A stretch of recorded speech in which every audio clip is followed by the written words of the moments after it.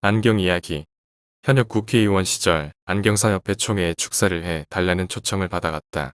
그러나 막상 가놓고 보니까 무슨 인사말을 해야 할지 몰라 약간은 초조한 마음으로 머릿속으로 국리의 국리를 거듭하고 있었다.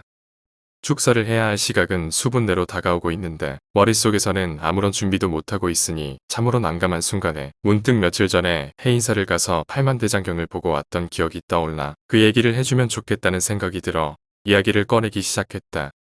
안경사하고의 관계라는 것이 나도 안경을 쓰고 있다는 이유로 개인적으로는 부득이 자주 접할 수밖에 없는 상대들이라는 것 이외에 아무런 특별한 관계가 있는 것도 아니요. 그렇다고 해서 내가 안경에 대해 무엇을 잘 알고 있는 터도 아니어서 그저 수인사부터 하고 보자는 기분으로 눈을 띄기 시작했다.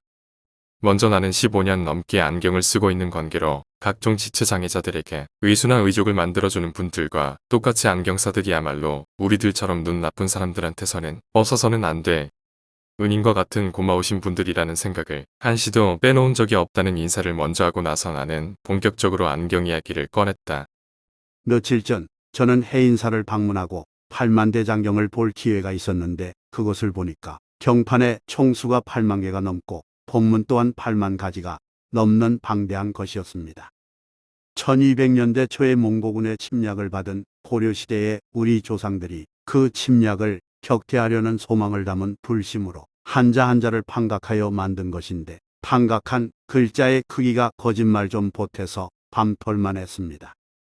대체로 세계 인류문화를 획기적으로 발전시킨 데에는 세 가지 요인이 있었다고 저는 생각하는데 그 하나는 그리스도교의 세계적 보급이고 둘째는 금속 활자의 발명이고 셋째는 안경이라고 생각합니다. 이때 사람들은 눈을 휘둥그렇게 뜨고 유심히 듣기 시작했다.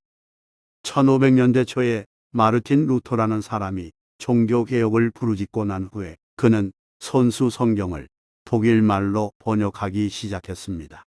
그때까지만 해도 모든 성서는 히브리어의 구약과 나전어의 신약으로 된 것들만 있었는데 루터가 이 성서를 자기 나라 말인 독일어로 번역하는 것을 보고 다른 나라 사람들이 자기 나라 말로 번역해도 되는 것이구나 해서 영국 사람들도 영국 말로 성서를 번역하기 시작했지요. 이렇게 해서 각 나라 사람들이 자기 나라 말로 성서를 번역하게 되니까 사람들이 사용하는 어휘들의 양이 폭발적으로 팽창하기 시작했습니다. 우리나라만 해도 불교나 그리스도교가 들어오고 나서 얼마나 많은 말들이 생겨났어요. 신부, 수녀, 부처, 보살, 이런 말들이 모두 새로 생긴 말들이 아니겠어요? 그 다음으로 금속 활자의 발명이 인류 문화 발전에 결정적인 역할을 했는데 성서를 아무리 자기 나라 말로 번역을 했어도 활자가 없으면 대량으로 보급될 수가 없으며 성서의 번역도 그 의미가 반으로 줄어들 수밖에 없지요. 그런데 다행히 금속 활자는 한국이 먼저냐 서양이 먼저냐의 문제를 떠나 성서 번역 열풍이 일어나기 전에 발명되었으니 당연히 번역 성서의 보급은 자연스럽게 쉬워질 수밖에 없지 않았겠어요. 이렇게 해서 초창기에 금속 활자로 인쇄되어 나온 성서를 저는 옛날에 대형 박물관에 가서 볼 기회가 있었는데 그 인쇄된 글자 한자 한자의 크기가 얼마나 되는지 아세요? 거짓말 하나도 안 보태고 우리나라 소주잔만 했어요.